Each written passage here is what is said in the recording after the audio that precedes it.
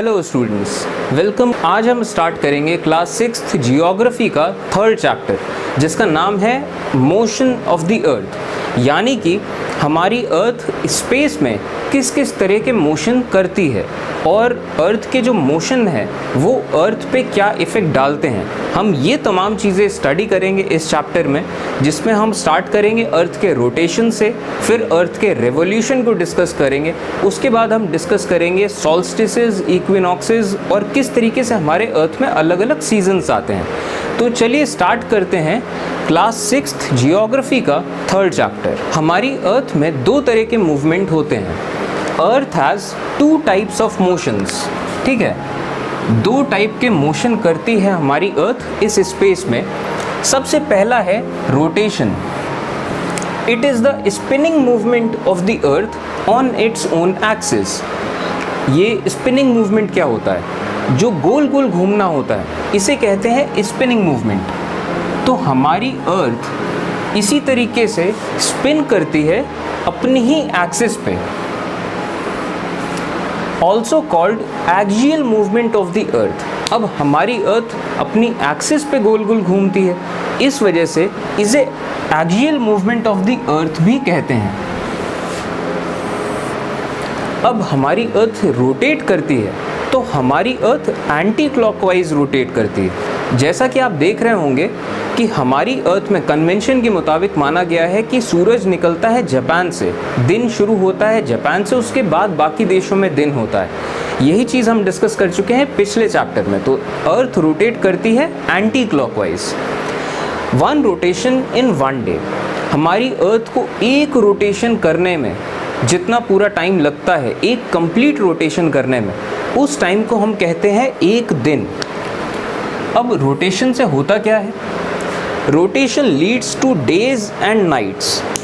हमारी अर्थ जब रोटेट करती है तो हमारी अर्थ का वो हिस्सा जिसमें सूरज की रोशनी पड़ती है, उस हिस्से में दिन हो रहा होता है, और जिस हिस्से में सूरज की रोशनी नहीं पड़ती है वहाँ रात हो रही होती है।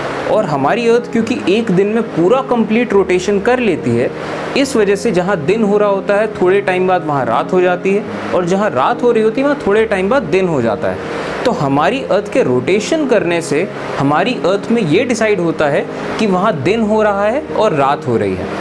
It happens daily. जो रोटेशन होता है ये अर्थ का डेली मूवमेंट होता है। यहाँ ब्रैकेट मैंने F लिखा है, इसका मतलब कि आपका एक फिल इन द ब्लैंक्स में पूछा गया है कि what is the daily movement of the earth, तो rotation is the daily movement of the earth. तो अब जो अगला मूवमेंट है वो है रेवोल्यूशन। रेवोल्यूशन क्या चीज़ होती है? It is the revolving movement of the earth around the sun in a fixed orbit. Revolving movement, किसी चीज़ के चारों तरफ चक्कर लगाना। उसी तरीके से हमारी अर्थ भी सूरज के चारों तरफ चक्कर लगा रही है, ठीक है।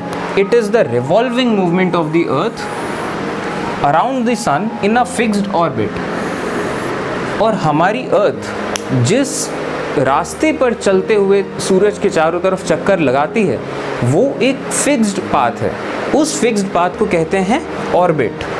अब क्योंकि हमारी अर्थ ऑर्बिट में चक्कर लगा रही है, इस वजह से इसे ऑर्बिटल मूवमेंट ऑफ द अर्थ भी कहते हैं, कि हमारी अर्थ वो मूवमेंट जो कि अपने ऑर्बिट पे लगा रही है। इसको क्या कहते थे?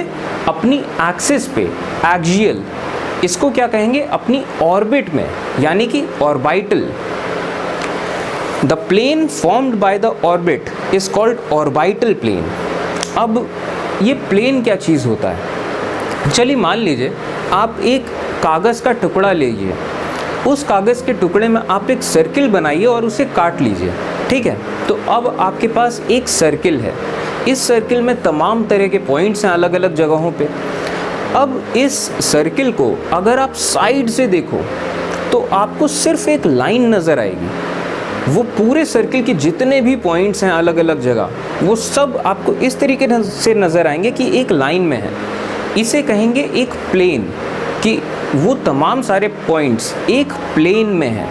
समझ रहे हैं? प्लेन इस तरीके से आप समझ सकते हैं। तो हमारी अर्थ सूरज के चारों तरफ रिवॉल्व करते टाइम अपने ऑर्बिट में जब रहती है तो उस पूरे प्लेन को कहते हैं ऑर्बिटल प्लेन। और इस चीज़ का आगे अभी हम और डिस्कस करेंगे ऑर्बिटल प्लेन के बारे में। खैर, 1 रिवोल्यूशन इन 365 डेज, हमारी अर्थ सूरज के चारों तरफ एक पूरा रिवोल्यूशन करने में जितना टाइम लगाती है वो टाइम है करीब करीब 365 डेज। और रेवोल्यूशन से आपका एक क्वेश्चन है एनसीईआरटी में और एक टिक द कॉलम्स है।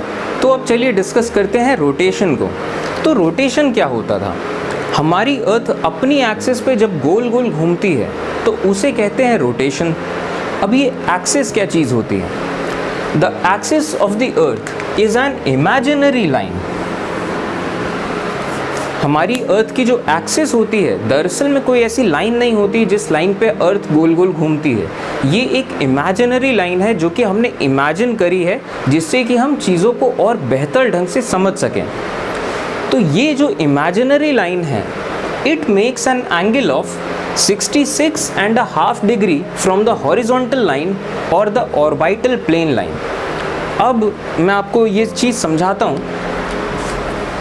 ये जैसे हमारी अर्थ है और हमारी अर्थ की ये एक्सिस है, तो अब हमें ये पता करना है किस एंगल पे है। तो इसके दो तरीके हैं। किसी भी एंगल को जब हम मेजर करते हैं तो हम उसे कहीं से भी मेजर कर सकते हैं। अब जैसे यहाँ पे इस एंगल को हम, अगर ये हॉरिजॉन्टल लाइन है, ठीक है, और ये रही वर्टिकल लाइन, इस एंगल को हमें मेजर करना है कि ये एंगल क्या है, तो हम इस लाइन से भी मेजर कर सकते हैं, ठीक है, θ1, और अगर हम चाहें तो इस लाइन से भी मेजर कर सकते हैं। ये दोनों तरीके हैं किसी भी एंगल को मेजर करने के। तो ये जो एक्सिस है हमारी अर्थ की, ये क्या करती है? Angle of 66.5 degree from the horizontal line और the orbital plane line. 66.5 degree का ये एंगल बनाती है ऑर्बिटल प्लेन की लाइन से। और ये तो हुआ हॉरिजॉन्टल लाइन, ठीक है, जो अर्थ की ऑर्बिटल प्लेन है, जो सन के चारों तरफ चक्कर लगाते हुए जो प्लेन है, उस प्लेन से 66.5 डिग्री। अब अगर देखें हम वर्टिकल लाइन से कितना एंगल बनाती है, तो वर्टिकल लाइन से हमारी अर्थ की एक्सिस बनाती है 23.5 degree from the vertical line from the earth's orbital plane line. और इस पे आपका एक क्वेश्चन भी बना है कि हमारी अर्थ की एक्सिस का एंगल क्या होता है। तो अब the earth receives heat and light from the sun. हमारी अर्थ के जो सबसे नियरेस्ट जो स्टार है वो है सन, और हमारी अर्थ को हीट और लाइट इसी सन से मिलता है। Since earth is spherical, only 1/2 of it gets light from the sun at a time. क्योंकि हमारी अर्थ एक स्फेयर है, इस वजह से सन से जो रोशनी आती है, हमारी अर्थ स्फेयर है तो सिर्फ एक हिस्से में रोशनी होगी और दूसरे हिस्से में रोशनी नहीं होगी। The portion facing the sun experiences day, while the other half away from the sun experiences night. अर्थ का वो पोर्शन जिसमें रोशनी आती है उस पोर्शन में दिन होगा, और जिस पोर्शन में रोशनी नहीं आती उस पोर्शन में रात हो रही होगी।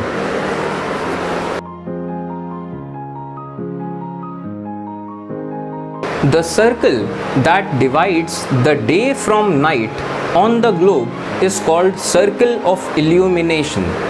अब हमारी अर्थ में, मान लीजिए हमारी अर्थ है, एक तरफ से रोशनी आ रही है तो इधर दिन हो रहा है, इधर रात हो रही है। तो अगर इस तरफ से देखा जाए तो एक सर्किल बनेगा जहाँ पे दिन हो रहा होगा, ठीक है, जहाँ तक सूरज की रोशनी आ रही होगी। तो उस सर्किल को कहते हैं the circle of illumination. This does not coincide with the axis, कि अगर आपके दिमाग में ये चीज़ है कि जो अर्थ की एक्सिस है उससे कोइंसाइड करता है सर्किल ऑफ इल्यूमिनेशन, तो ऐसा नहीं है। सर्किल ऑफ इल्यूमिनेशन थोड़ा सा अलग है हमारे अर्थ की एक्सिस से। The Earth takes about 24 hours to complete one rotation around its axis. The period of rotation is known as the Earth Day. हमारी अर्थ एक रोटेशन करने में जितना टाइम लगाती है उस टाइम को हम मानते हैं कि ये 24 घंटा है, और इसे कहते हैं हमारे अर्थ का एक दिन, अर्थ डे। ये पूरा टाइम जब हमारी अर्थ एक पूरा रोटेशन कंप्लीट करती है। अब अगला सवाल उठता है कि हमारी अर्थ जो रोटेशन करती है अपनी एक्सिस पे, अगर मान लीजिए हमारी अर्थ रोटेशन नहीं कर रही होती तो क्या होता? What would happen if the earth did not rotate? हमारी अर्थ रोटेट नहीं करती तो क्या होता? The portion of the earth facing the sun would always experience day, thus bringing continuous warmth to the region. अब हमारी अर्थ स्फीयर है, जिस तरफ से रोशनी आ रही है उस तरफ दिन होगा, और जिस तरफ रोशनी नहीं पड़ रही उस तरफ रात होगी। तो जिस तरफ रोशनी पड़ रही है, अब अगर हमारी अर्थ रोटेट ना करे तो जिस तरफ रोशनी पड़ रही है उस तरफ दिन होगा और लगातार दिन होगा, और जब लगातार दिन होगा तो वो जगह और ज़्यादा गर्म होती चली जाएगी, और इस तरीके से एक लंबे टाइम के बाद उस जगह में रेगिस्तान बनने लगेंगे, पानी कम होने लगेगा, लाइफ कम होने लगेगी, और वो जगह इस लायक नहीं बचेगी कि वहाँ लाइफ एग्जिस्ट कर सके। और जबकि जो दूसरा हिस्सा है, ये वाला हिस्सा जहाँ पे सूरज की रोशनी नहीं पड़ रही है, वहाँ पे क्या होगा? लगातार रात हो रही होगी। लगातार रात हो रही होगी तो ठंडक थोड़ी बढ़ेगी, और एक लंबे टाइम के बाद, अब क्योंकि रोज़ ठंडक हो रही है हमेशा हर टाइम, तो ठंडक बढ़ती चली जाएगी, और इतनी ज़्यादा बढ़ जाएगी कि इस एरिया में इतनी ज़्यादा ठंडक हो जाएगी कि यहाँ पे भी लाइफ होना बहुत ज़्यादा मुश्किल हो जाएगी। तो होगा क्या एट द एंड? हमारी अर्थ में एक हिस्सा इतना गर्म हो जाएगा कि वहाँ लाइफ नहीं हो पाएगी, और एक हिस्सा इतना ठंडा हो जाएगा कि वहाँ लाइफ नहीं हो पाएगी। तो इन टोटल पूरी अर्थ में लाइफ पॉसिबल होना मुश्किल हो जाएगा अगर हमारी अर्थ रोटेट ना करे तो। The other half would remain in eternal darkness. Eternal का मतलब होता है कि कभी ना ख़त्म होने वाला। तो जो दूसरा हिस्सा होगा अर्थ का जहाँ रोशनी नहीं पड़ रही होगी, वहाँ पे इटर्नल डार्कनेस होगा, हमेशा वहाँ अंधेरा रहेगा, and this would be freezing cold all the time. वहाँ इतनी ठंडक पड़ेगी कि चीज़ें जमने लग जाएंगी। So life would not have been possible in such extreme conditions on our earth. इतनी एक्सट्रीम कंडीशंस हो जाएंगी हमारी अर्थ में कि हमारी अर्थ में लाइफ पॉसिबल नहीं हो पाएगी। फिर हमारी अर्थ में लाइफ पॉसिबल हो पाती है क्योंकि हमारी अर्थ में एक्सट्रीम कंडीशंस नहीं होती हैं। आप खुद देखिए, थोड़ी सी ज़्यादा गर्मी हमें परेशान कर देती है, थोड़ी सी ज़्यादा सर्दी परेशान कर देती है। लाइफ होने के लिए बिल्कुल एक मीडियम पाथ होना चाहिए, तो वो प्रोवाइड करता है हमारे अर्थ का रोटेशन। अब change in length of day time affects changing of seasons which is essential for life to survive and evolve. किसी भी जगह में जितना लंबा दिन होगा, ठीक है, जितना लंबा दिन होगा उसी पे डिपेंड करेगा कि उस जगह में गर्मी कितनी है, और इसी चीज़ पे डिपेंड करेगा कि उस जगह पे मौसम कौन सा हो रहा है। मैं आपको एक एग्जांपल देता हूँ। मान लीजिए हम एग्जांपल लेते हैं 40 डिग्री लैटिट्यूड में किसी जगह का। 40 डिग्री लैटिट्यूड में साल का एक ऐसा टाइम होता है जब वहाँ 15 घंटे दिन होता है, यानी कि 15 घंटे वहाँ सूरज है आसमान में और 9 घंटे रात हो रही होती है। तो एक लंबे टाइम के बाद जब ये रोज़ रोज़ हो रहा है तो वहाँ गर्मी ज़्यादा पड़ेगी। तो इस वजह से साल का एक ऐसा टाइम होता है जब 40 डिग्री लैटिट्यूड में गर्मी का टाइम होता है, और कुछ टाइम के बाद फिर एक ऐसा टाइम भी आता है इसी लैटिट्यूड पे जब 15 घंटे रात होती है और सिर्फ 9 घंटे सूरज चमकता है आसमान में। तो जब सूरज सिर्फ 9 घंटे चमकेगा आसमान में तो उस जगह में गर्मी कम होगी, और जब रोज़ ऐसा होगा तो उस जगह में ठंडक ज़्यादा होगी, और ठंडक ज़्यादा होगी तो हम कहेंगे वहाँ सर्दी का सीज़न है, ठीक है। और जब सीजन्स चेंज होते हैं तभी लाइफ पॉसिबल हो पाती है। जैसा कि हमने अभी देखा, किसी जगह में लगातार गर्मी होती रहे तब भी वहाँ लाइफ ख़त्म हो जाएगी, किसी जगह में लगातार सर्दी होती रहे तब भी वहाँ लाइफ ख़त्म हो जाएगी। तो change in length of day time affects changing of seasons. ठीक है, अब चलिए बढ़ते हैं अगले टॉपिक पे। अब सबसे पहले महसूस करने की कोशिश करते हैं कि हमारी अर्थ को कितनी खूबसूरती के साथ बनाया गया है। हमारी अर्थ अपनी एक्सिस पे रोटेट करती है 30 किलोमीटर्स पर सेकेंड की स्पीड से, यानी कि हर गुजरते सेकेंड के साथ आप 30 किलोमीटर शिफ्ट हो रहे हो अपनी लोकेशन में अर्थ की रोटेशन की वजह से। और अर्थ का रेवोल्यूशन अगर देखा जाए, अर्थ सूरज के चारों तरफ जो चक्कर लगाती है, अगर उसे देखा जाए तो उसकी स्पीड भी करीब करीब 30 किलोमीटर्स पर सेकेंड होती है। तो हर सेकेंड के साथ आप 30 किलोमीटर एक नई लोकेशन में जा रहे हो अर्थ के रेवोल्यूशन की वजह से। और ये तो रही बात अर्थ के रोटेशन और रेवोल्यूशन की। हमारा जो सोलर सिस्टम है, अब हमारी अर्थ सूरज के चारों तरफ चक्कर लगाती है, तो हमारा जो सोलर सिस्टम है वो कहीं किसी प्लेन में स्टेशनरी नहीं है। हमारा सोलर सिस्टम भी बहुत तेज़ी से आगे बढ़ रहा है स्पेस में। हमारा सूरज बहुत तेज़ी से आगे बढ़ रहा है और हमारे सूरज के साथ साथ तमाम सारे प्लैनेट्स बहुत तेज़ी से आगे बढ़ रहे हैं। और अगर पूछा जाए कि हमारा सोलर सिस्टम आगे बढ़ रहा है तो आगे किधर बढ़ रहा है, तो हमारा जो सूरज है वो हमारे गैलेक्सी के चारों तरफ गोल गोल घूमने की कोशिश कर रहा है। अब मैं ये क्यों कह रहा हूँ कि कोशिश कर रहा है, क्योंकि हमारे सन को, हमारे मिल्की वे गैलेक्सी का एक चक्कर कंप्लीट करने में लाखों साल लगते हैं। और ये जो हमारी गैलेक्सी है, मिल्की वे गैलेक्सी, ये ना जाने किस चीज़ का चक्कर लगा रही है, कितनी स्पीड से। और ये जो हमारा यूनिवर्स है, जो पूरा हमारा यूनिवर्स है, ऐसा नहीं कि बस खाली सन्नाटा ही बैठा हुआ है। हमारा यूनिवर्स स्पीड ऑफ लाइट से भी ज़्यादा तेज़ी से एक्सपैंड कर रहा है। समझ रहे हैं, इतना सब कुछ हो रहा है हमारे कॉस्मोस में, यूनिवर्स में। तो आप हर गुजरते सेकंड के साथ हज़ारों लाखों किलोमीटर्स एक नई लोकेशन पे जा रहे हो। और आप जिस लोकेशन पे हो, आप दोबारा कभी शायद अपने लाइफ में इस लोकेशन पे नहीं आ सकते कभी, बस आपको ऐसा महसूस हो रहा है। आप इस चीज़ की खूबसूरती देखो, इतना सब कुछ हो रहा है और आपको महसूस तक नहीं हो रहा है। आप बस अपने कमरे में सुकून से बैठे हो कि मैं यहीं पे था कल भी, मैं यहीं पे था आज भी। पर हकीकत में आप जहाँ कल थे वहाँ आप कभी लाइफ में दोबारा नहीं पहुँच सकते।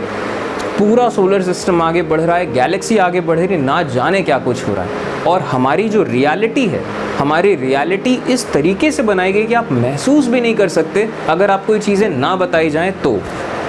और हमारी अर्थ, मान लीजिए हमारी अर्थ रोटेट करती है, हमारी अर्थ अगर एक सेकंड के लिए भी रुक जाए, रोटेशन बंद कर दे एक सेकंड के लिए, तो हमारी अर्थ में जितना भी कुछ है हम सब टेक ऑफ कर लेंगे, स्पेस में पहुंच जाएंगे।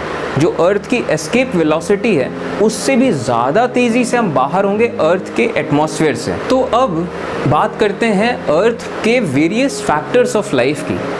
हमारी अर्थ में इतने सारे फैक्टर्स ऑफ लाइफ हैं। सबसे पहले तो हमारी अर्थ सूरज के चारों तरफ एक बहुत प्रिसाइज लोकेशन पे है। हमारी अर्थ सूरज के थोड़ा सा और पास होती तो गर्मी बहुत ज़्यादा हो जाती लाइफ सरवाइव करने के लिए। थोड़ा सा दूर होती तो ठंडक इतनी ज़्यादा हो जाती कि लाइफ का होना मुश्किल था। हमारी अर्थ एक प्रिसाइज ऑर्बिट में है हमारे सन के चारों तरफ।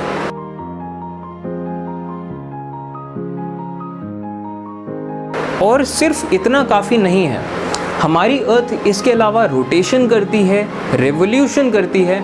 हमारी अर्थ एक एक्सिस पे टिल्टेड है, जिसकी वजह से ही हमारे अर्थ में सीजन्स बन पाते हैं। और ये जो हमारी अर्थ की एक्सिस है, जो टिल्ट है हमारी अर्थ का, ये चांद की वजह से है। तो इतने सब तमाम फैक्टर्स मिल के काम करते हैं, तब हमारी अर्थ में लाइफ आ पाती है। और ये सब तमाम फैक्टर्स जब काम करते हैं तभी हमारे अर्थ में प्रॉपर सीजन्स आते हैं, तभी हमारे अर्थ में प्रॉपर विंड पैटर्न्स बनते हैं, टाइड पैटर्न्स बनते हैं, टेक्टोनिक प्लेट एक्टिविटीज़ होती हैं। और इसके अलावा हमारी अर्थ की एक मैग्नेटिक प्रॉपर्टी है, जो सन स्टॉर्म्स होते हैं। सन स्टॉर्म्स से हमारी अर्थ को जो बचाता है वो है हमारे अर्थ की मैग्नेटिक प्रॉपर्टी। और ये सब तमाम चीज़ें ऐसे, ये तो बहुत कम चीज़ें मैंने बताई हैं, ऐसे बहुत सारे फैक्टर्स हैं जो मिलकर काम करते हैं, तब जाके हमारे अर्थ में लाइफ इवॉल्व हो पाती है, इमर्ज कर पाती है, फिर उसके बाद सस्टेन कर पाती है। और ये जो तमाम फैक्टर्स ऑफ लाइफ हैं, ऐसा नहीं है कि ये तमाम फैक्टर्स लाइफ देते ही हैं सिर्फ। हमारी अर्थ में टाइम टाइम पे यही फैक्टर्स कुछ इस तरीके से अरेंज हो जाते हैं कि ये लाइफ लेते भी हैं हमारी अर्थ से। जैसे कि टाइम टाइम पे कुछ हज़ारों सालों में या कुछ लाखों सालों में इस तरीके से चेंजेस होते हैं इन्हीं सब चीज़ों में कि हमारी अर्थ में सुपर वॉल्केनोज फटते हैं। हमारी अर्थ में जगह जगह पे सुपर वॉल्केनोज हैं जो कि फटते हैं। हमारे अर्थ में टाइम टाइम पे आइस एजेस आती हैं। हमारे अर्थ में लास्ट टाइम जो आइस एज आई थी वो आई थी करीब 70,000 साल पहले, और उसके बाद एक मिनी आइस एज आई थी करीब करीब 20,000 साल पहले। और इसके अलावा हमारी अर्थ में टाइम टाइम पे ग्लोबल फ्लड्स आते हैं। हमारे पूरे अर्थ के मैक्सिमम पार्ट्स में बाढ़ आती है, स्टॉर्म्स आते हैं, और इसके अलावा तमाम तरह के क्लाइमेट चेंजेस होते हैं। और हमारे अर्थ में टेक्टोनिक प्लेट चेंजेस होते हैं। हर कुछ लाखों सालों में इस तरीके से होता है। हमारी अर्थ की जो सबसे आउटर लेयर है, क्रस्ट, ये क्रस्ट देखा जाए तो बेसिकली 10-12 टेक्टोनिक प्लेट्स में डिवाइडेड है। हर कुछ लाखों सालों में इस तरीके से होता है कि तमाम टेक्टोनिक प्लेट्स एक साथ मिलती हैं तो सारे कॉन्टिनेंट्स जितने हैं वो मिल के एक बड़ा सा कॉन्टिनेंट बनाते हैं। उसके बाद फिर एक टाइम के बाद वो सारी टेक्टोनिक प्लेट्स अलग होती हैं और सारे कॉन्टिनेंट्स भी अलग अलग होते हैं। तो पूरा एक मैकेनिज़्म है अर्थ का। और तो इस तरीके से ये तो बेसिक फैक्टर्स रहे हमारे अर्थ के। और इसके अलावा अर्थ में सोलर स्टॉर्म्स फेस करती है हमारी अर्थ टाइम टाइम पे। हमारी अर्थ में क्रस्ट डिस्प्लेसमेंट होता है और मैग्नेटिक पोल रिवर्सल्स होते हैं। हमारे अर्थ में लाखों सालों में ऐसा भी होता है कि नॉर्थ पोल साउथ पोल बन जाता है, साउथ पोल नॉर्थ पोल बन जाता है। तो हमारी जो अर्थ है ये एक वेल इंजीनियर्ड सिस्टम है। ये प्रॉपर सेल्फ सस्टेनिंग सिस्टम है, self regulatory, self maintaining system है। और हमारी अर्थ के पास इतने तरह के रीसेट बटन्स हैं और टाइम टाइम पे हमारी अर्थ ये रीसेट बटन्स दबाती भी रहती है। तो हमारी अर्थ जितनी अच्छी है लाइफ को देने में, उतनी ही अच्छी है लाइफ को लेने में भी।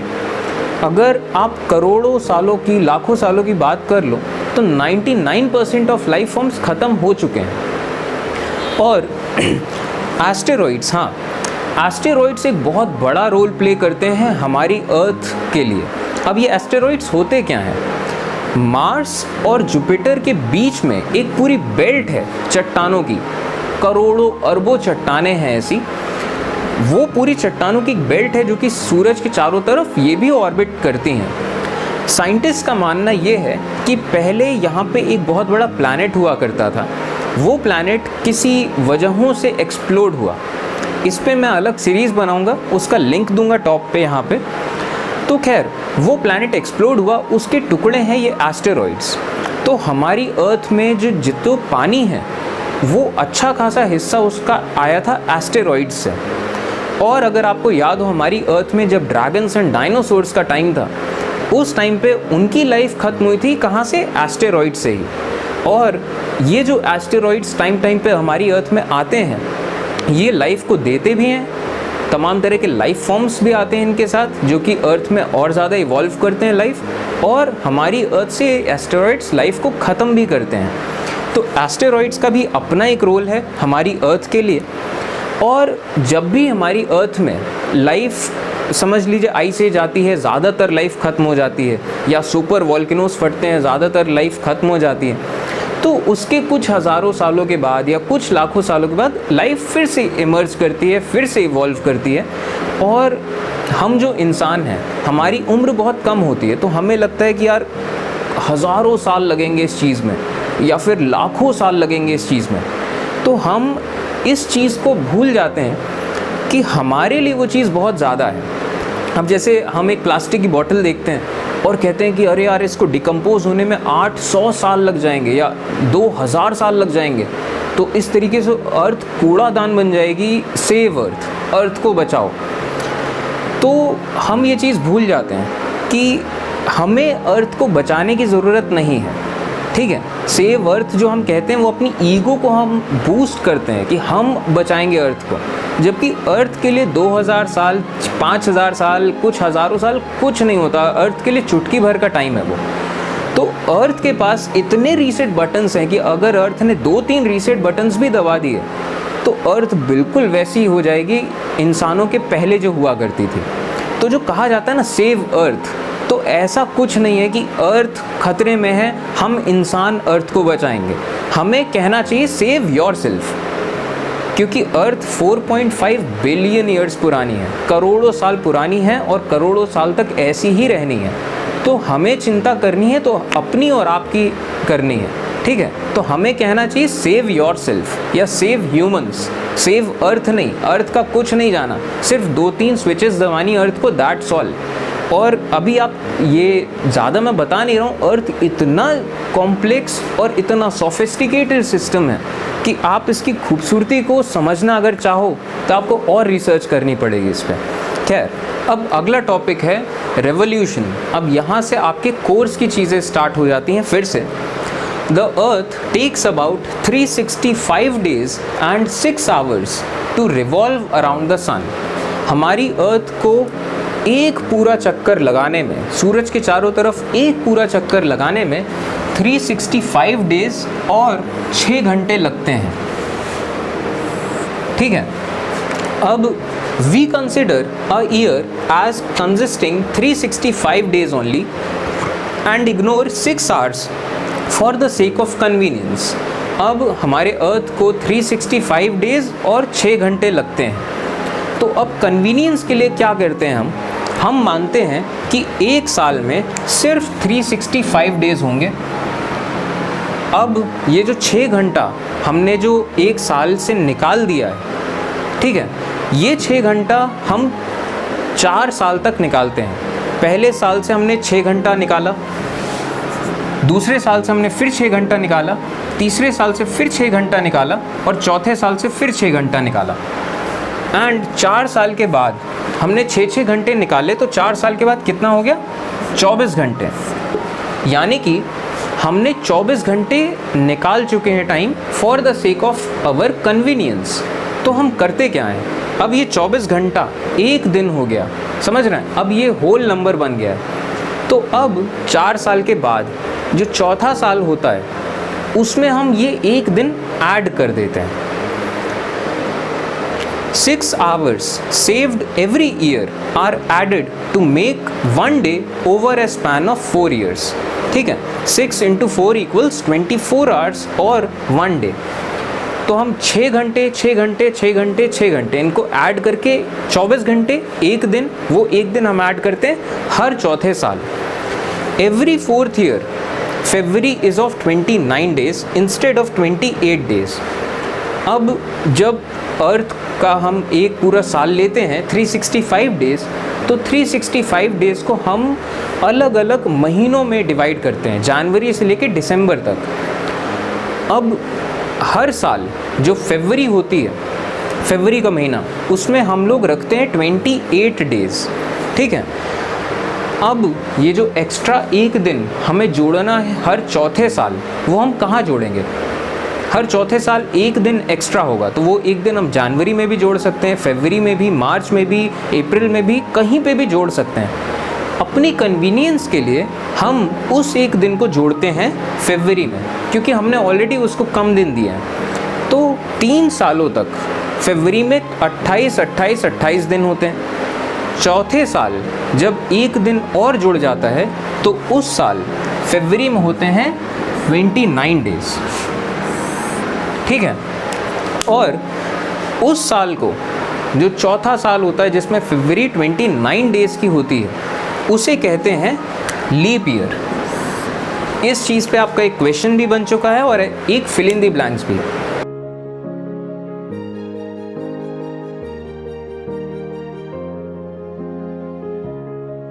The Earth moves around the Sun in almost elliptical orbit। हमारी अर्थ सूरज के चारों तरफ जो चक्कर लगाती है, अगर हम उसे ऊपर से देखें तो वो बेसिकली एक एलिप्टिकल ऑर्बिट होगी। एलिप्स ये जो होता है, एलिप्टिकल वर्ड आया है एलिप्स से, एलिप्स क्या होता है, बेसिकली किसी सर्किल को आप थोड़ा सा दबा दो तो वो बन जाएगा एलिप्टिकल, ठीक है। Through out its orbit the earth is inclined in the same direction. पूरी ऑर्बिट के दौरान हमारी अर्थ, क्योंकि हमारी अर्थ टिल्टेड है, ठीक है, तो हमारी अर्थ पूरे ऑर्बिट के दौरान एक ही डायरेक्शन में टिल्टेड होती है। मतलब हमारी अर्थ अगर सूरज की इस तरफ है तो अगर इस डायरेक्शन में टिल्टेड है, समझ रहे हैं, स्ट्रेट टिल्टेड, तो वो जब रिवॉल्व करके आएगी तो वो इस एंड पे भी इसी डायरेक्शन में टिल्टेड होगी, ठीक है। इसी तरीके से हमारी अर्थ मूव करेगी, उसकी एक्सिस हमेशा inclined in the same direction, inclined यानी कि झुका हुआ, ठीक है। A year is usually divided into winter, spring, summer, autumn and then again winter seasons. एक पूरे साल को अलग अलग, एक पूरे साल में अलग अलग सीजन्स आते हैं। आप खुद देखते होगे, सबसे पहले हमारे अर्थ में मतलब देखते होगे विंटर सीज़न आता है, जनवरी फरवरी काफ़ी ज़्यादा सर्दी होती है। इसके बाद स्प्रिंग सीज़न आता है, स्प्रिंग यानी कि वसंत ऋतु। वसंत पंचमी हम लोग मनाते हैं मार्च के महीने में, और ज़्यादातर पेड़ पौधों में उस टाइम पे फूल आते हैं, नए नए पौधे पत्तियाँ आती हैं, तो स्प्रिंग सीज़न। उसके बाद गर्मियों का सीज़न आता है, उसके बाद सितंबर अक्टूबर के आसपास आता है ऑटम सीज़न, ऑटम यानी कि पतझड़ का सीज़न, और उसके बाद फिर से सर्दियों का सीज़न आता है। तो एक पूरे साल के दौरान अलग अलग सीजन्स आते हैं, पहले सर्दी, फिर उसके बाद स्प्रिंग, उसके बाद फिर गर्मियाँ, उसके बाद फिर ऑटम यानी कि पतझड़। Seasons change due to change in position of the earth around the sun and also due to its tilt about its axis. हमारे अर्थ में जो सीजन्स आते हैं अलग अलग, ये बेसिकली दो रीज़न से आते हैं। सबसे पहला position of the earth around the sun, सूरज के चारों तरफ गोल गोल घूमते टाइम जो अर्थ की पोजीशन होती है सूरज के कंपैरिजन में, उसकी वजह से, और जो अर्थ का जो टिल्ट है उसकी एक्सिस पे, जो अर्थ थोड़ा सा टिल्टेड है अपनी एक्सिस पे, उसकी वजह से। इन दो रीजंस की वजह से अर्थ में सीजन्स चेंज होते हैं, और इन दोनों रीजंस का अपना एक इम्पॉर्टेंस है। अगर आप कहें कि सिर्फ पोजीशन की वजह से सीजन्स चेंज होते हैं तो ऐसा कहना गलत होगा। ये दोनों फैक्टर्स जब साथ में काम करेंगे तभी सीज़न चेंज होंगे, सिर्फ एक अकेला फैक्टर काम नहीं कर पाएगा। When the rays of sun fall at an angle of 90 degree on the earth, it is called overhead sun. हमारे अर्थ में जब सूरज बिल्कुल 90 डिग्री पे उसकी रेस पड़ती हैं तो उसे कहते हैं ओवरहेड सन। आप खुद महसूस करो, दोपहर के टाइम में सबसे ज़्यादा गर्मी होती है, गर्मियों के टाइम पे भी, और गर्मियों में भी सबसे ज़्यादा दोपहर के टाइम, उस टाइम पे सूरज बिल्कुल ऊपर होता है। तो ये नेचुरल सी चीज़ है। When the rays of the sun fall at an angle of 90 degree, सूरज की किरणें जब 90 डिग्री पे पड़ती हैं तो उसे कहते हैं overhead sun. Those areas receive the maximum solar radiation or heat.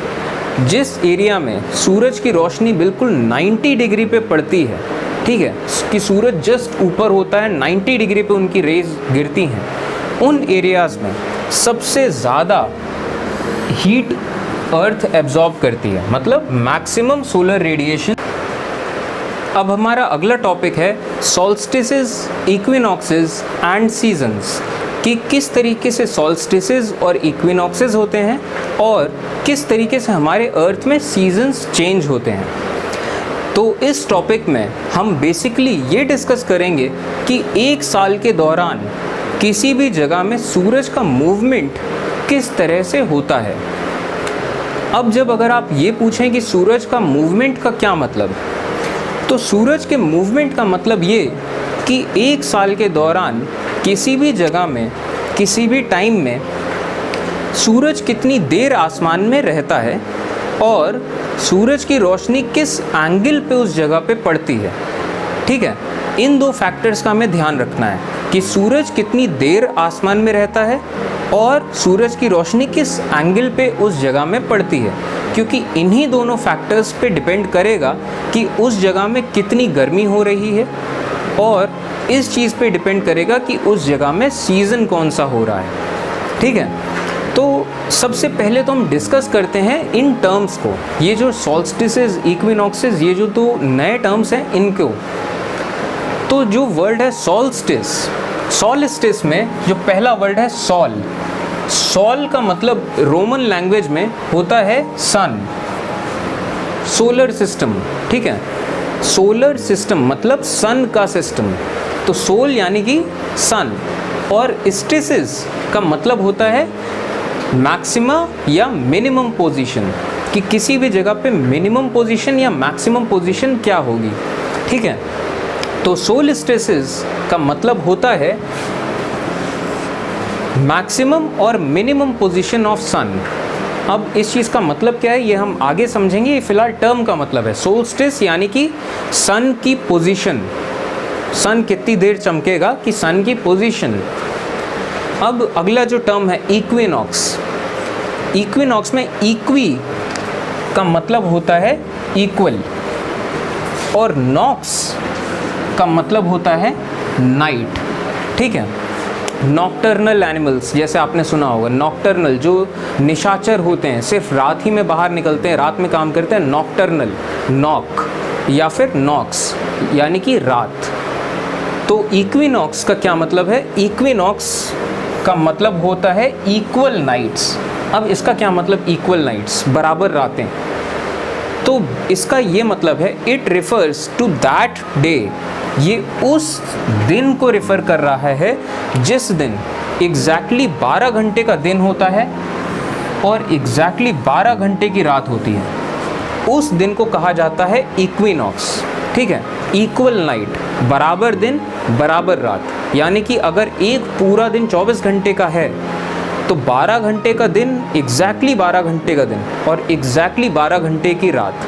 साल में जब जब ऐसे दिन आते हैं उन्हें कहते हैं इक्विनॉक्स। इस चीज़ पे आपका एक क्वेश्चन भी बन चुका है। अब जब सीजन्स की बात है तो हमारे अर्थ में अलग अलग जगहों पे टाइम के साथ साथ अलग अलग सीजन्स आते हैं, लेकिन हर जगह पे नहीं आते हैं। हमारे अर्थ का ये जो मिडिल बेल्ट आप देख रहे हैं, यहाँ पे सीजन्स ज़्यादा चेंज नहीं होते हैं, लेकिन जो नॉर्थ हेमिस्फीयर है और जो साउथ हेमिस्फीयर है, यहाँ सीजन्स चेंज होते हैं। और ख़ास बात ये कि यहाँ पे सीजन्स ऑल्टरनेट पैटर्न्स में होते हैं। अगर मान लीजिए नॉर्थ हेमिस्फीयर में गर्मियों का सीज़न है तो साउथ हेमिस्फीयर में सर्दियों का सीज़न होगा। ठीक है, उल्टा होता है। इसी वजह से मान लीजिए कि यूएसए में गर्मियों का टाइम है तो न्यूजीलैंड में सर्दियों का टाइम होगा। नॉर्थ हेमिस्फीयर और साउथ हेमिस्फीयर का मौसम उल्टा चलता है। तो अब हम क्या करेंगे, अब हम एक साल का पूरा टाइमलाइन लेंगे और उस एक साल में जिस तरीके से जो जो चीज़ें होंगी हम उन्हें वैसे वैसे डिस्कस करते जाएंगे। हमारा साल शुरू होता है जनवरी से। ठीक है, जनवरी से हमने ये साल शुरू किया। जनवरी का महीना याद करिए, जनवरी का महीना होता है सर्दियों का टाइम, बहुत ज़्यादा सर्दी होती है। और जनवरी में क्या होता है, जनवरी में आप याद करो अगर, तो जो दिन है, दिन बहुत छोटा होता है और रात बहुत बड़ी होती है। अगर इस चीज़ को मैं आपको थोड़ा समझाने के लिए दिखाऊं तो राइट हैंड से अगर मैं दिन को डिनोट करूं और लेफ़्ट हैंड से रात को डिनोट करूं तो आप समझने की कोशिश करिएगा। जनवरी के महीने में जो दिन होता है बहुत छोटा होता है और रात काफ़ी बड़ी होती है। दिन देखा जाए तो शायद 9 या 10 घंटे दिन होता है और रात 13 या 14 घंटे रात होती है। जनवरी का महीना बहुत ज़्यादा सर्दी। अब जैसे जैसे फरवरी का महीना आता है तो दिन धीमे धीमे बड़े हो रहे होते हैं और रात धीमे धीमे कम हो रही होती है। ठीक है, इस वजह से गर्मी थोड़ी सी बढ़ती है क्योंकि अब सूरज थोड़ा सा ज़्यादा देर के लिए चमक रहा है और यूं ही दिन थोड़ा से बड़े होते जाते हैं, रात थोड़ी सी कम होती जाती है। तो फरवरी के बाद मार्च के महीने में एक ऐसा टाइम आता है जब दिन और रात बराबर हो जाते हैं। जनवरी से शुरू हुआ था, दिन बढ़ रहा था, रात कम हो रही थी। होते होते मार्च में एक ऐसा दिन आया जब दिन और रात बराबर हो गए। दिन और रात बराबर यानी कि एग्जैक्टली 12 घंटे दिन और 12 घंटे रात। वो टाइम कौन सा होता है? तो अब दिन और रात बराबर हैं, यानी कि क्या है? इक्विनॉक्स। जैसा कि हमने पढ़ा था, जब बराबर दिन बराबर रात यानी कि इक्विनॉक्स। अब इक्विनॉक्स कब का इक्विनॉक्स? हम कौन से महीने में? मार्च के महीने में। और मार्च में क्या होता है? स्प्रिंग सीजन, ठीक है। उस टाइम पे पेड़ों में नई पत्ती आ रही होती है, नए फल आ रहे होते हैं, नए फूल आ रहे होते हैं। तो हम मार्च 21 की बात कर रहे हैं, ठीक है। 21 मार्च क्या होता है? इक्विनॉक्स। और कौन सा वाला इक्विनॉक्स? स्प्रिंग वाला इक्विनॉक्स। अब इस चीज़ को थोड़ा डिस्कस करते हैं कि होता क्या है 21 मार्च के आसपास। The overhead sun is over the equator. जो ओवरहेड सन है आप देख रहे होंगे वो इक्वेटर के जस्ट 90 डिग्री पे होता है, इक्वेटर के जस्ट ऊपर। So the equator receives maximum heat. अब इस वजह से इक्वेटर और इक्वेटर के आसपास वाला ये जो एरिया है ये मैक्सिमम हीट ये एब्जॉर्ब करता है। The angle of the sun decreases as we go towards the poles. हम जिस तरीके से पोल्स की तरफ बढ़ रहे हैं सूरज का एंगल डिक्रीज होता जा रहा है। The length of the day and night are same in both the hemispheres and they receive equal amount of solar radiation. इस पर्टिकुलर टाइम पे अब क्योंकि हमारी अर्थ के इक्वेटर के जस्ट ऊपर है सन, ठीक है, तो इक्वेटर के जस्ट ऊपर है सन, इस वजह से नॉर्थ हेमिस्फेयर और साउथ हेमिस्फेयर दोनों जगहों पे दिन और रात बिल्कुल बराबर हो रही होगी। और क्योंकि अर्थ के इक्वेटर के ऊपर है सन, इस वजह से नॉर्थ हेमिस्फेयर और साउथ हेमिस्फेयर में बिल्कुल बराबर सोलर रेडिएशन मिल रहा होगा, ठीक है। तो they receive equal solar radiation, equal amount of solar radiation. कब? 21 मार्च या spring equinox. After this day it is spring in the north hemisphere where the day is longer than the night. इस दिन के बाद क्या होता है? अब जनवरी से दिन बड़ा हो रहा था, रात छोटी होती जा रही थी। अब हम आए 21 मार्च इक्विनॉक्स। अब फितरत यही बरकरार रहेगी अपने मिनिमा या मैक्सिमा तक पहुंचने तक। तो दिन बड़ा हो रहा था, तो इसके बाद दिन बड़ा होगा, रात और छोटी होगी। तो अब क्या सीज़न आएगा? अब दिन बड़ा होगा, रात छोटी होगी, ठीक है, और यूं ही कंटिन्यू करेगा। तो इस दिन के बाद क्या होता है? It is spring in the north hemisphere where the day is longer than the night. और ये तो रही बात नॉर्थ हेमिस्फेयर की। हम एक चीज़ खास ध्यान देने वाली बात है, हम जब ये सारे सॉल्स्टिसेस या इक्विनॉक्सेस या सीजन्स की बात करेंगे तो हम दुनिया को देखेंगे नॉर्थ हेमिस्फेयर की नज़र से, क्योंकि हम इंडिया नॉर्थ हेमिस्फेयर में है, ठीक है। और ये जो कन्वेंशंस जिन्होंने बनाए, ब्रिटिशर्स ने सारे कन्वेंशंस बनाए, वो भी नॉर्थ हेमिस्फेयर में है। दुनिया के ज़्यादातर हिस्सा नॉर्थ हेमिस्फेयर में है, जितने मेजॉरिटी ऑफ द नेशंस। इस वजह से हम दुनिया को देखेंगे नॉर्थ हेमिस्फेयर की नज़र से। नॉर्थ हेमिस्फेयर में स्प्रिंग है तो हम कहेंगे स्प्रिंग इक्विनॉक्स। लेकिन अभी हमने क्या डिस्कस किया था कि नॉर्थ हेमिस्फेयर का जो मौसम होगा उसका जस्ट उल्टा हो रहा होगा साउथ हेमिस्फेयर में। तो 21 मार्च के बाद नॉर्थ हेमिस्फेयर में स्प्रिंग का मौसम होगा, ठीक है। तो साउथ हेमिस्फेयर में क्या हो रहा होगा? नॉर्थ हेमिस्फेयर में जब वसंत ऋतु होगी तो साउथ हेमिस्फेयर में पतझड़ हो रहा होगा। It is autumn in the southern hemisphere where the night is longer than the day. North hemisphere में दिन बड़ा हो रहा है रात से, साउथ हेमिस्फेयर में रात बड़ी होगी दिन से, ठीक है। इस तरीके से चेंज होती हैं चीज़ें नॉर्थ हेमिस्फेयर में और साउथ हेमिस्फेयर में। अब 21 मार्च में क्या था? इक्विनॉक्स, दिन और रात बराबर थे, ठीक। अब इक्विनॉक्स के बाद क्या होता है? अप्रैल का महीना। अब दिन थोड़ा सा और बड़ा होगा, रात और कम होगी। अब क्योंकि दिन रात से बड़ा है इस वजह से गर्मी बढ़ रही है। मई का महीना आएगा अप्रैल के बाद, दिन और बड़ा होगा, रात और कम होगी। और मई के बाद जून का महीना आएगा, उस टाइम पे दिन अपने मैक्सिमम पे चला जाएगा और रात अपने मिनिमम पे चली जाएगी। अब क्योंकि दिन सबसे ज़्यादा टाइम हो रहा है मैक्सिमम पे है और रात अपने मिनिमम पे है, ठीक है, रात सबसे कम है, तो इस टाइम पे पूरे साल भर में देखा जाए तो सबसे ज़्यादा गर्मी होगी। तो इस टाइम पे होगा क्या? सबसे पहली चीज़ ये क्या है? सॉल्स्टिस। दिन अपने मैक्सिमम पे है और रात अपने मिनिमम पे है। गर्मी अपने मैक्सिमम पे है और सर्दी अपने मिनिमम पे है। ठीक, सॉल्स्टिस। और ये कब का सॉल्स्टिस है? अब कब का सॉल्स्टिस है, किस नज़र से देखना है? नॉर्थ हेमिस्फीयर की नज़र से देखना है। नॉर्थ हेमिस्फीयर में अभी क्या हो रहा है? समर। तो जून में कौन सा दिन होता है? वो 21 जून। 21 जून को क्या होगा? सॉल्स्टिस। दिन मैक्सिमम, रात मिनिमम। और कौन सा वाला सॉल्स्टिस? हम नॉर्थ हेमिस्फीयर में हैं, तो नॉर्थ हेमिस्फीयर की नज़र से देखेंगे तो नॉर्थ हेमिस्फीयर में जून के महीने में गर्मी का मौसम होता है, तो क्या होगा? ये summer solstice. On this day the sun is overhead the Tropic of Cancer. इस टाइम पे सन ओवरहेड कहाँ है? ट्रॉपिक ऑफ कैंसर के।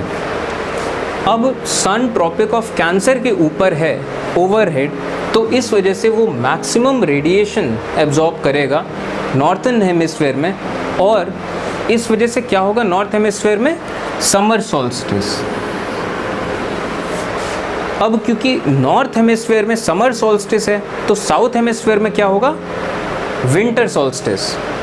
जस्ट उसका उल्टा, यहाँ पे गर्मियों का टाइम है, तो साउथ हेमिस्फीयर में क्या होगा? सर्दियों का टाइम, वहाँ पे विंटर सॉल्स्टिस चल रहा होगा। इस चीज़ पे आपका एक फिल इन द ब्लैंक्स आ चुका है सॉल्स्टिसेस पे।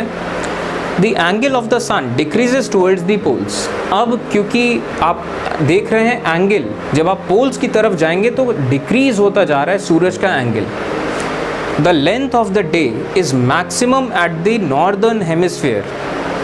दिन की जो लेंथ है, length of the day is maximum कहाँ पे? नॉर्दर्न हेमिस्फीयर में।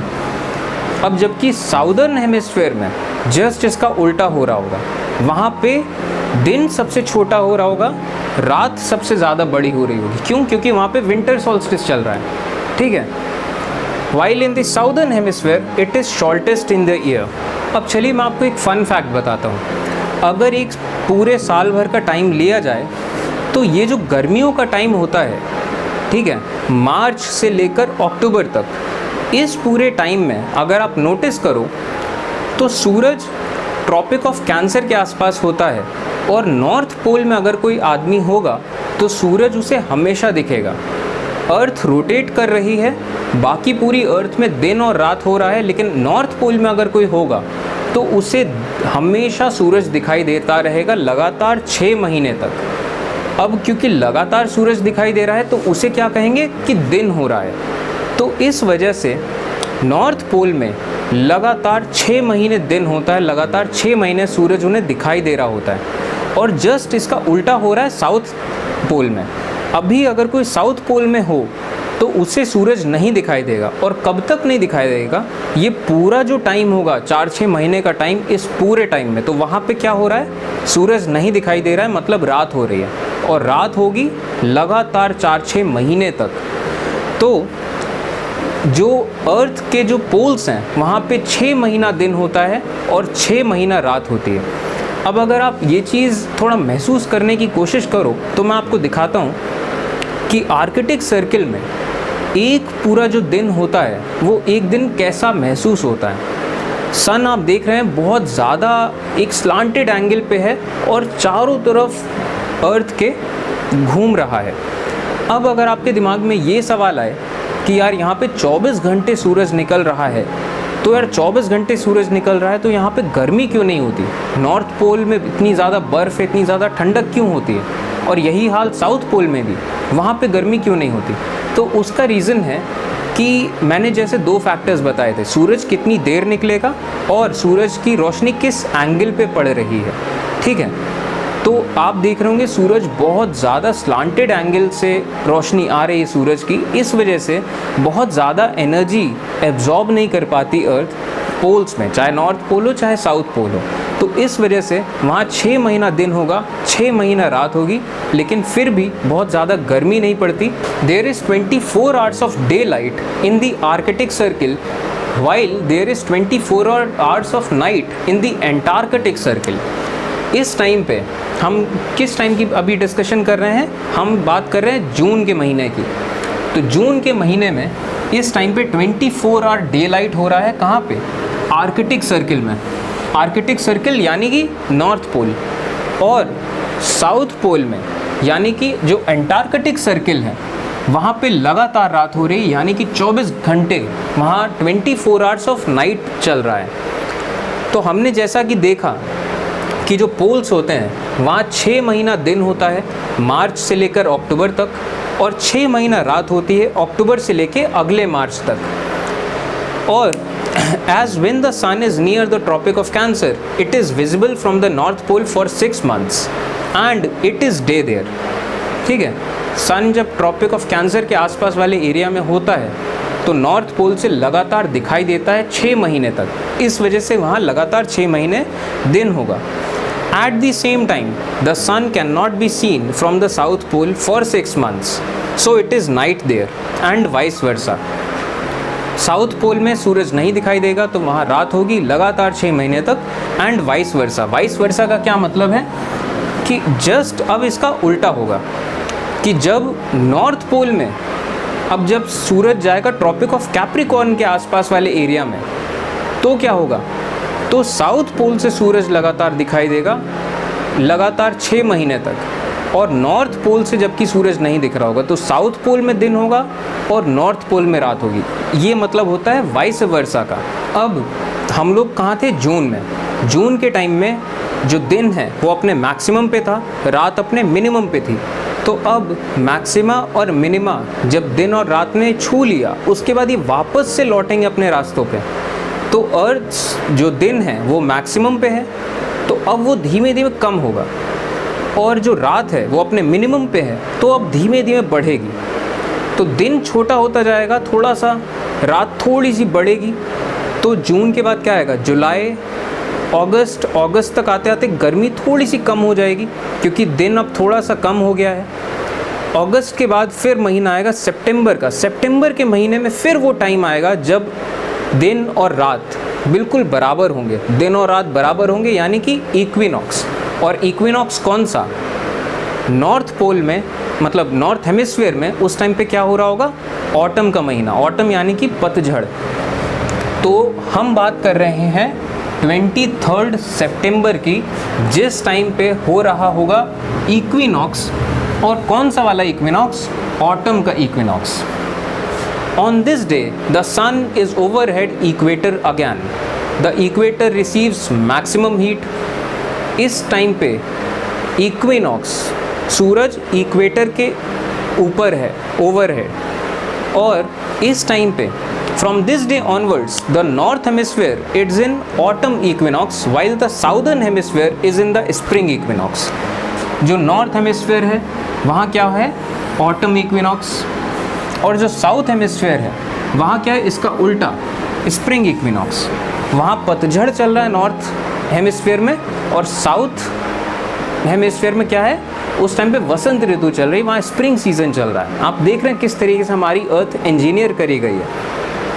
On this day, the length of daytime is equal for both the northern hemisphere and the southern hemisphere। जाहिर सी बात, इक्विनॉक्स का मतलब यही है, जब इक्विनॉक्स का टाइम है तो नॉर्थ हेमिस्फीयर, साउथ हेमिस्फीयर दोनों में बराबर दिन और रात होगा, दोनों में 12 घंटे दिन, 12 घंटे रात। और ये ऑटम इक्विनॉक्स है तो नॉर्थ पोल में ऑटम हो रहा होगा, नॉर्थ पोल कह रहा हूँ, नॉर्थ हेमिस्फीयर में ऑटम हो रहा होगा, और साउथ हेमिस्फीयर में स्प्रिंग हो रहा होगा। ठीक है, तो अब हम कहाँ थे, इक्विनॉक्स। अब इसके बाद क्या होगा, हम अभी कौन से महीने में, सितंबर। दिन छोटा हो रहा था, रात बढ़ रही थी। ठीक है, जून में ऐसा था, जून में दिन मैक्सिमम, रात मिनिमम। जून, जुलाई, अगस्त, सितंबर, इक्विनॉक्स। अब फिर से क्या होगा, दिन छोटा होता चला जाएगा धीमे धीमे, रात बड़ी होती चली जाएगी, क्योंकि दिन छोटा हो रहा है तो ठंडक बढ़ेगी। ठीक है, ठंडक बढ़ेगी क्या मतलब कि गर्मी कम हो रही है, दिन छोटा हो रहा है, गर्मी कम हो रही है, ठंडक बढ़ेगी। तो अक्टूबर, नवंबर, दिसंबर में वो टाइम आता है जब जो दिन है वो अपने बिल्कुल मिनिमा पे आ जाता है, और जो रात है वो बिल्कुल अपने मैक्सिमम पे होती है।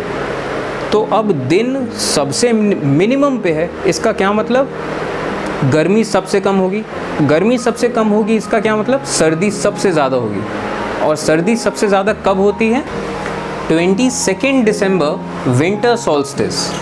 तो 22 दिसंबर को होता है विंटर सॉल्स्टिस। सॉल्स्टिस ये जैसे कि अभी हमने डिस्कस किया, दिन सबसे छोटा होगा, रात सबसे ज़्यादा बड़ी होगी। और नॉर्थ हेमिस्फीयर में उस टाइम पे क्या होता है दिसंबर में? विंटर्स।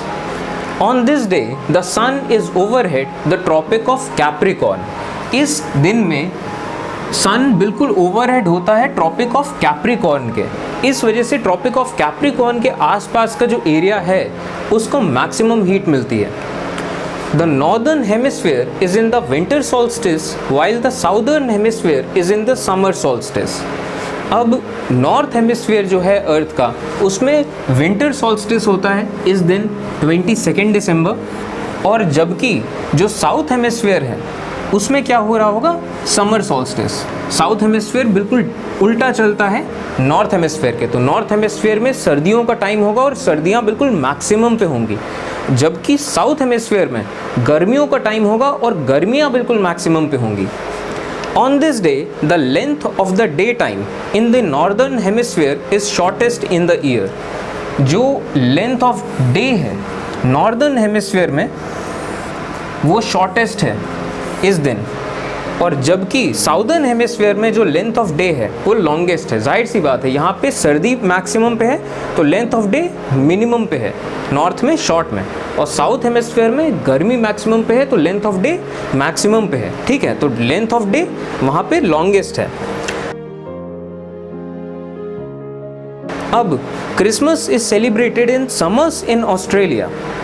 जब यहाँ पे हम इंडिया में क्रिसमस को याद करते हैं तो हमारे दिमाग में वही इमेज आती है कि सर्दियों के टाइम का कोई फेस्टिवल है। और ये ब्यूटी देखिए अर्थ की, हम सब लोग चाहे यूरोपियन कंट्रीज़ हों, चाहे नॉर्थ अमेरिका हो, चाहे इंडिया हो, हम लोग जब भी क्रिसमस देखते हैं हमने सर्दियाँ देखी हैं, जबकि ऑब्वियसली साउथ हेमिस्फीयर में उस टाइम पे गर्मियों का सीज़न है। तो वो ऑस्ट्रेलिया में, ऑस्ट्रेलिया जो है वो साउथ हेमिस्फीयर में है, तो ऑस्ट्रेलिया जब क्रिसमस मनाता है तो उस टाइम पे साउदर्न हेमिस्फीयर में वहाँ पे गर्मियों का टाइम हो रहा होता है। तो Christmas is celebrated in summers in Australia. और इस पे आपका एक टिक मार्क वाला एक क्वेश्चन है जिसमें ये पूछा गया है। चलिए मैं आपको कुछ फन फैक्ट बताता हूँ जिससे कि आप रियलाइज़ कर सकोगे कि हमारी अर्थ को कितने खूबसूरती के साथ इंजीनियर किया गया है और हमारे सन के साथ अलाइन किया गया है, जिससे कि हमारे अर्थ में सीजन्स बन सकें और सीजन्स के बनने की वजह से हमारी अर्थ में लाइफ पॉसिबल हो सकी। तो अगर आपको एक फैक्ट बताता हूँ, ज़्यादातर लोगों को लगता है कि अर्थ में सर्दी तब पड़ती है जब सूरज हमारी अर्थ से दूर हो जाता है, और जब सूरज हमारी अर्थ के ज़्यादा नज़दीक होता है तो हमारी अर्थ में गर्मी का सीज़न आता है। ज़्यादातर लोगों के सबकॉन्शियस में ये बैठी होती है बात। तो फैक्ट आपको ये बताता हूँ कि अगर आप सन से डिस्टेंस देखो अर्थ की, तो सूरज गर्मियों के कंपैरिजन में सर्दियों के टाइम पे सूरज अर्थ के ज़्यादा नज़दीक होता है, और कोई थोड़ा मोड़ा नहीं, 5 लाख किलोमीटर्स। सर्दियों के टाइम में सूरज 5 लाख किलोमीटर्स ज़्यादा पास होता है अर्थ के। और अब आप सोच रहे होंगे कि यार सर्दियों के टाइम में या जनवरी के महीने में सूरज अर्थ के ज़्यादा पास है, तो फिर ऐसा क्यों हो पाता है कि उस टाइम पे सर्दियों का सीज़न चल रहा है? तो उसका रीज़न है अर्थ की एक्सिस। अर्थ की जो एक्सिस है वो टिल्टेड है, हमारी अर्थ टिल्टेड है, और ये टिल्ट हमारी अर्थ में जो आया, इसी की वजह से हमारे अर्थ में तमाम तरह के सीजन्स बन पाए। मतलब 2 फैक्टर्स हैं, ये दूसरा फैक्टर है और ये ज़्यादा इंपॉर्टेंट फैक्टर है। और हमारी अर्थ का जो टिल्ट है ये आया कहाँ से? चांद की वजह से। चांद की जो ग्रेविटेशनल लॉकिंग है उसकी वजह से हमारी अर्थ में टिल्ट आया, तब हमारी अर्थ में सीजन्स बनने शुरू हुए, तब हमारी अर्थ में लाइफ बन पाई। अब अगर इस चीज़ की ब्यूटी आपको खुद से देखनी है तो एक और आपको फन फैक्ट बताता हूँ। आप दिन का कोई भी टाइम चूज़ कर लीजिए, मान लीजिए आपने चूज़ किया दोपहर के 12:30 बजे, फिर आप उसी टाइम पे पूरे साल भर के दौरान आप सूरज की फ़ोटो खींचिए, ठीक है? और जब साल भर की फ़ोटोज़ आप लगाएंगे एक साथ वही सूरज की फ़ोटो, तो आपको दिखेगा साल भर में सूरज ने एक 8 डिजिट का शेप बनाया है आसमान में।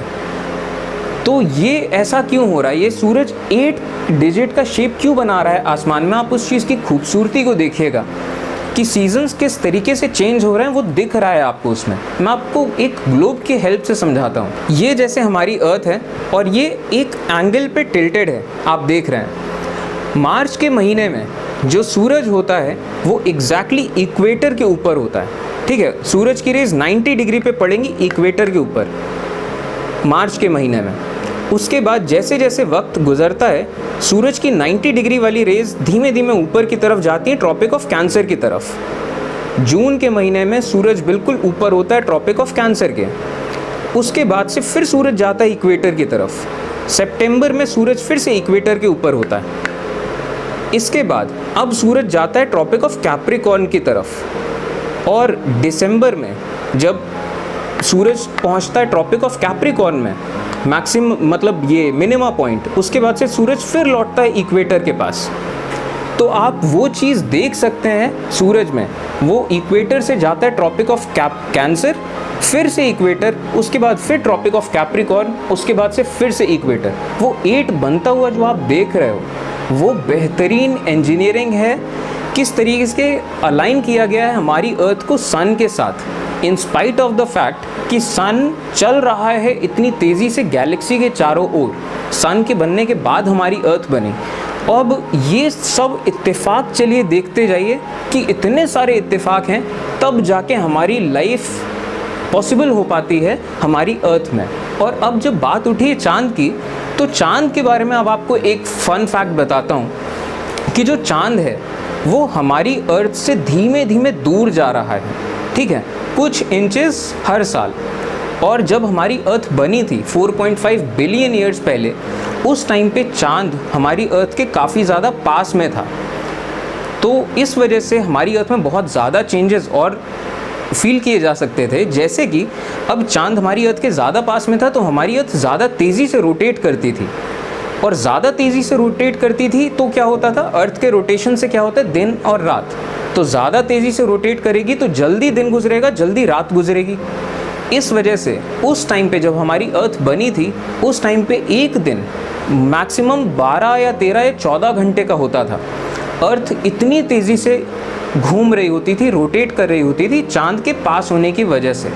और एक चीज़, चाँद के पास होने की वजह से हमारे अर्थ में, सोचिए चाँद आज इतना दूर है, उसके बाद भी चाँद की वजह से हमारे अर्थ में टाइड्स इतने ज़्यादा बनते हैं, हाई टाइड्स, लो टाइड्स। हमारे चाँद की वजह से मौसम इतना पॉसिबल हो पाता है।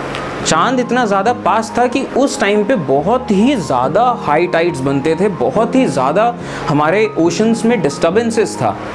और वो डिस्टर्बेंस बहुत ज़्यादा ज़रूरी था कि हमारी लाइफ, ये अर्थ में जितने भी एलिमेंट्स हैं वो सब जुड़ सकें, वो एक कॉम्प्लेक्स स्ट्रक्चर्स बना सकें, वो डीएनए बना सकें। और इसके बाद जब लाइफ आई हमारी अर्थ में, लाइफ सबसे पहले कहाँ हुई थी, ओशंस में। तो हाई टाइड्स जब होते थे चाँद की वजह से, तो धीमे धीमे जब इतने ज़्यादा टाइड्स हो रहे हैं कि वो पानी आ रहा है लैंड पे, फिर से जा रहा है पानी ओशंस में, तो वो ओशियानिक लाइफ वो आ पाई धरती पे और धीमे धीमे यहाँ इवॉल्व कर पाई। अगर इतने ज़्यादा हाई टाइड्स नहीं होते तो शायद ये चीज़ें हो नहीं पाती, और अगर इनकेस लाइफ हो भी जाती तो अर्थ पे आना बहुत मुश्किल था। उतने ज़्यादा हाई टाइड्स वहाँ पे हो पाए हमारे अर्थ में, इस वजह से चाँद इतना पास था। तो उस टाइम पे चाँद इतनी पास था तो हमारा दिन कितना होता था, 12 या 13 घंटे या 14 घंटे का दिन होता था। तो इतना ज़्यादा ज़रूरी है हमारी अर्थ का रोटेशन, रेवोल्यूशन, चाँद, एक्सिस, तमाम कंडीशंस सब सेटिस्फाई होती चली जाती हैं, हर चीज़, तब जाके लाइफ बन पाती है, लाइफ इवॉल्व हो पाती है। खैर, थैंक यू।